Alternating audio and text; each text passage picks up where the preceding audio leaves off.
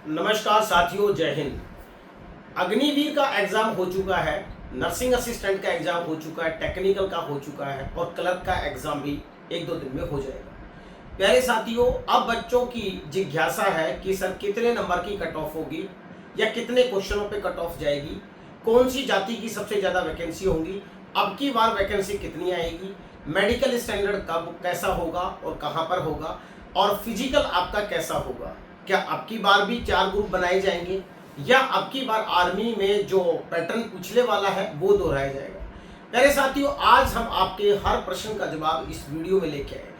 Number 1 question है आपका सबसे पहले कि जीडी की कट ऑफ क्या जाएगी। तो मैं आपको एक बात बता दूं कि जो कट ऑफ जाती है वो जोनल वाइज जाती है, यानी जैसे एआरओ है उसके ऊपर होता है जेडआरओ, जोनल रिक्रूटिंग ऑफिस। और जोनल रिक्रूटिंग ऑफिस हर स्टेट में या हर उस क्षेत्र में होता है। जैसे टोटल भारत में 13 जेडआरओ है। अगर हम जेडआरओ राजस्थान में कहीं जयपुर की बात करें तो उसके अंडर में 5 एआरओ है। हर जेडआरओ की कट ऑफ स्टेट के हिसाब से जाती है। ऑल इंडिया कट ऑफ कभी भी नहीं जाती। ये आपको कंफ्यूज किया जाता है कि जीडी की या क्लर्क की या टेक्निकल की ऑल इंडिया मेरिट जाती है, ऐसा बिल्कुल भी नहीं है। तो सबसे पहले जो आपका सबसे बड़ा भ्रम था इसको तोड़ लीजिए। अब आते हैं दूसरा कि जीडी में कितने प्रश्न वाला सेलेक्ट हो जाएगा। साथियों, आपको बताऊं, मेरे एक्सपीरियंस के हिसाब से मुझे 9 साल हो गए एकेडमी चलाते हुए और भारतीय सेना में रह चुका हूं मैं 17.5 साल। वहां का अनुभव और आईआरओ इंडिपेंडेंट रिक्रूटिंग ऑफिस का एक्सपीरियंस, या मेरे पास कह लीजिए जो रिक्रूटिंग एक्सपीरियंस है उसके अकॉर्डिंग मैं आपको सारी बात बताता हूं।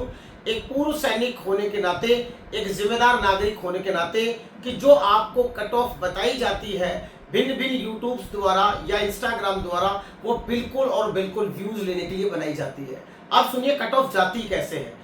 मेरा जो एक स्टूडेंट था वो 18% जिसके ठीक थे वो भी सिलेक्ट हो चुका है, और एक मेरा स्टूडेंट था जिसके 46% ठीक थे, वो भी सेलेक्ट नहीं हुआ। तो क्या आप इस बात की उम्मीद लगा सकते हैं कि कितने प्रश्न वाला सेफ है या कितने प्रश्न वाला सेफ नहीं है। साथियों, नेगेटिव मार्किंग नहीं है। हर बच्चा 50 के 50 क्वेश्चन करके आ रहा है और हर बच्चा यही कह रहा है कि मेरा पेपर ठीक हुआ है। 30 प्लस है, 40 प्लस है, 45 प्लस है, 42 प्लस है।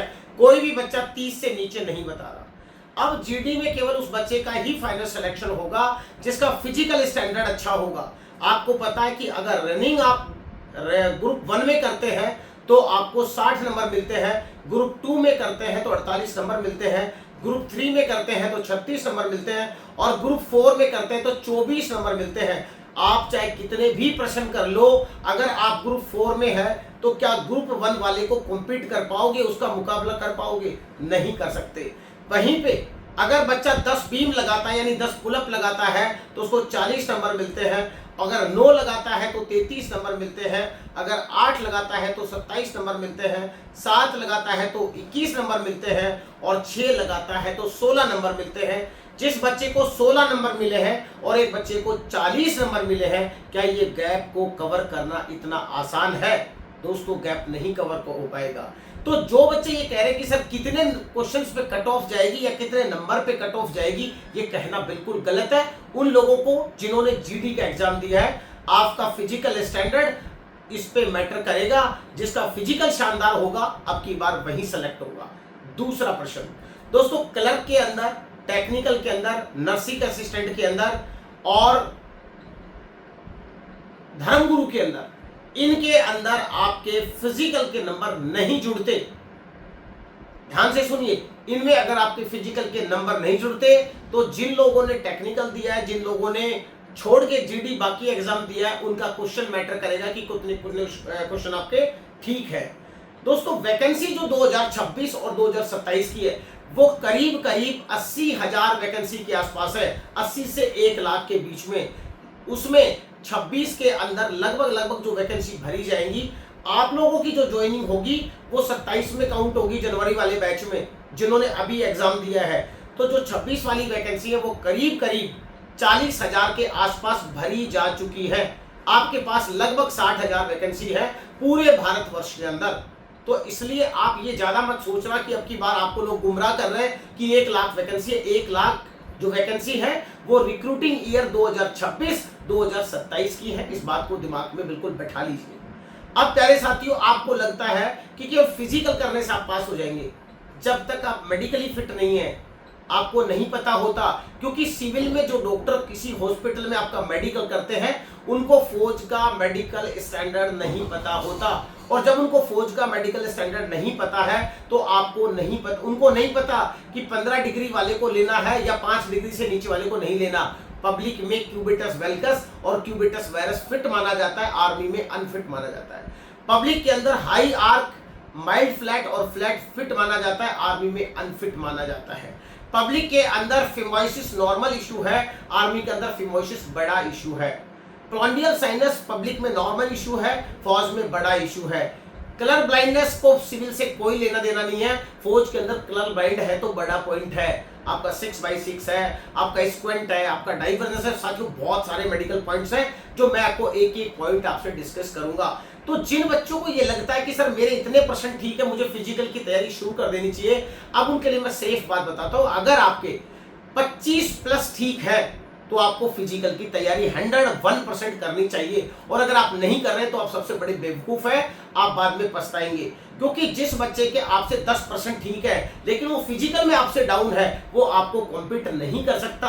और एक बच्चा जिसके 25% ठीक है उसके सीधे सीधे 50 नंबर होते हैं, और फिजिकल अच्छा करता है तो सीधे सीधे 100 नंबर होते हैं। 150 नंबर का स्कोर वाला सेफ माना जाता है। इसलिए जिस बच्चे के फिजिकल में अच्छे नंबर है, रिटन में अच्छे नंबर है या एवरेज नंबर है, उसके सिलेक्शन के चांसेस होते हैं। साथियों, जब तक आपका रिटन, जब तक आपका फिजिकल स्टैंडर्ड और जब तक आपका मेडिकल स्टैंडर्ड, ये तीनों नहीं मिल जाते, तब तक आप फाइनली सेलेक्ट नहीं हो सकते।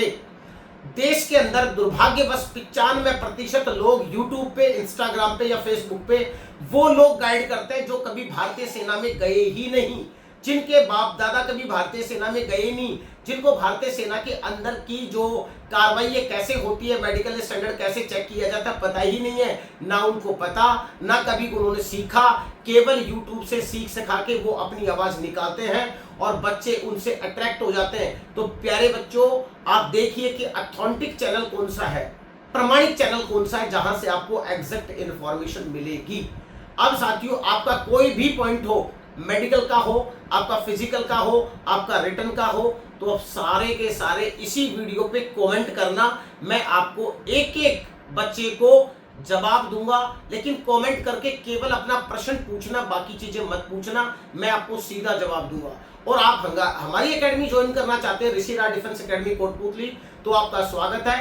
राजस्थान के कोटपुतली जिले में नेशनल हाईवे 48 पर स्थित है। दिल्ली से 165 किलोमीटर दूर और जयपुर से 110 किलोमीटर नेशनल हाईवे पर है। आपका स्वागत है अगर आप 100% सफल होना चाहते हैं। मिलते हैं फिर नेक्स्ट वीडियो में, तब तक के लिए नमस्कार, जय हिंद, राम राम।